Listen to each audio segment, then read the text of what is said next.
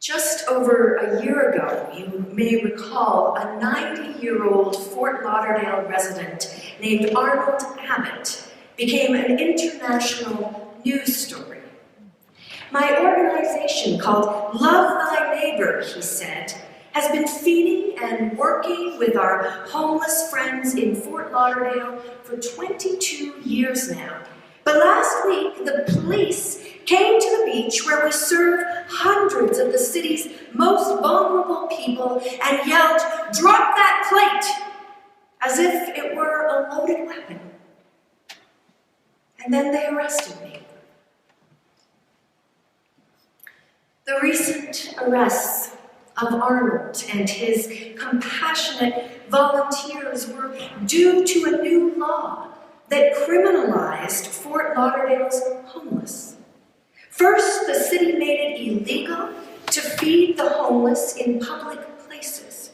Then they made it illegal for the homeless to have their possessions with them in public, and gave the police the right to take away clothing, sleeping bags, gear.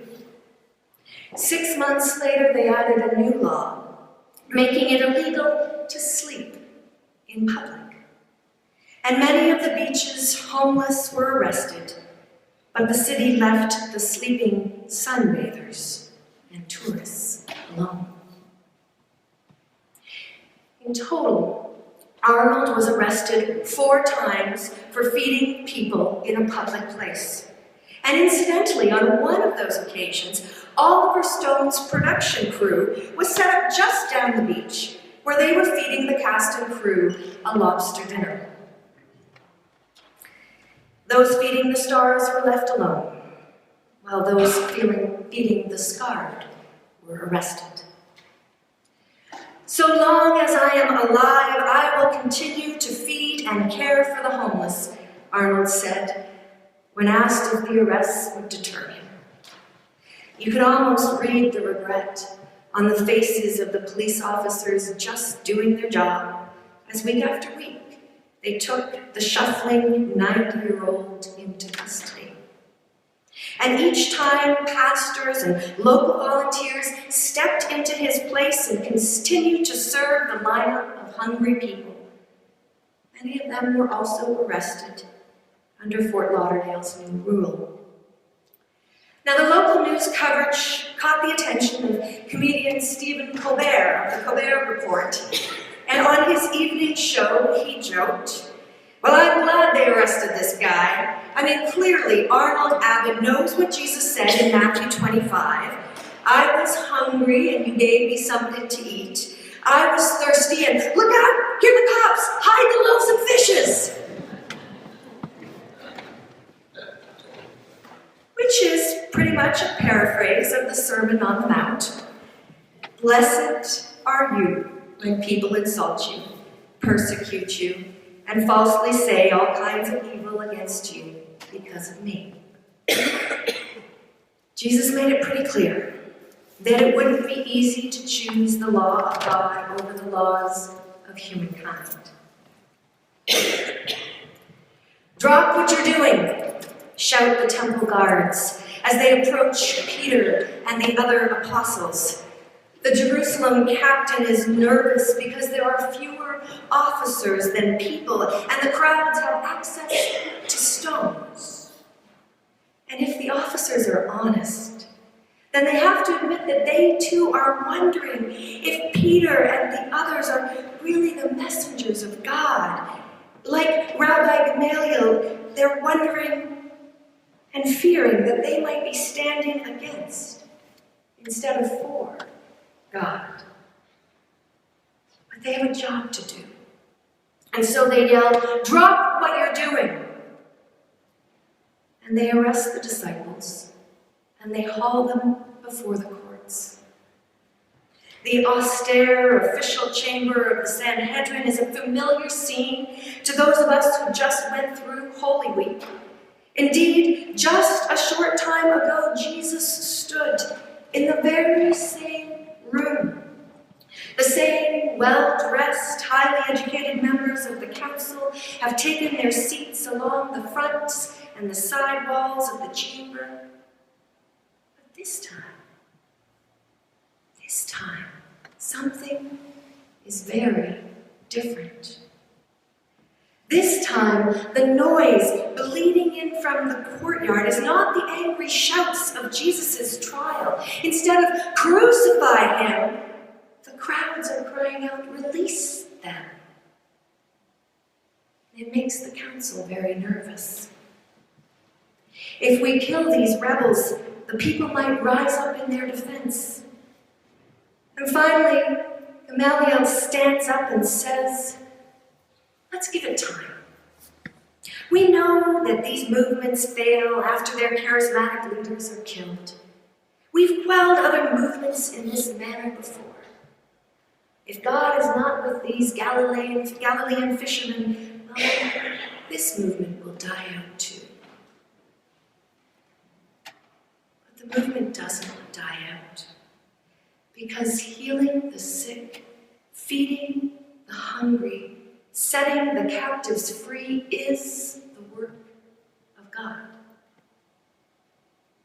But there is a second reason why this movement lives, and that is because the Spirit of Christ has come along in the very same people who only months before shouted for Jesus' death. Now, the names of those people never made it into the Bible, but because they stood in the courtyard, the lives of the apostles were spared that day. And we may never make the history books like Peter, James, John, Mary, but we can absolutely be one of the nameless courtyard people who were there that day. 2,000 years from now, when the civil rights movement in the States is ancient history, the historians will record the names of the leaders, both for and against. And when they talk about the march from Selma to Montgomery, for example, they will note how the first attempt to walk on March 7th had only 600 volunteers. And they'll remark how sadly it ended in brutal violence. 3 weeks later, the record will note that the ranks of the volunteers had swelled to 25,000 people who had heard the call to love thy neighbor as thyself. Without the extra 24,000 nameless people, history might not have been made. 2,000 years from now, if there is a record of Arnold Abbott's actions, it will speak about the many unnamed people who came to show up and offer support for his work. It will mention the newscasters, the celebrities who picked up the story, and it'll speak about the tourists and the tourism board who became anxious when many unnamed individuals chose to boycott Fort Lauderdale as a vacation spot. The record will show that the people's voices were heard, even though their names were not recorded, and that the law in Fort Lauderdale was eventually overturned. And it might even include a picture of Arnold Abbott feeding his friends on the beach, dated April 2016. It's exciting and perhaps a little scary to discover just how much power each one of us has. To realize that even if we are not called to center stage like the Peters or the Johns or the Arnold Abbotts of the world, we have a role to play, and it's huge, and it's exciting, and it's an important role. It's a complete and utter illusion to think that we can't make a difference. We are changing the world with almost every single choice we make. What we buy or don't buy, what we speak up for or against, whether we choose to speak at all or stay silent. You may not have as many Twitter followers as the Kardashians, or be able to call up the Prime Minister on speed dial. But you have tremendous power. A few people standing in a courtyard saved the lives of the apostles and changed the future of the Christian church. A few people refusing to stop serving food on the beach saved lives in Florida. The question is not, does my life matter? But how will I make my life matter? How will you make your life matter?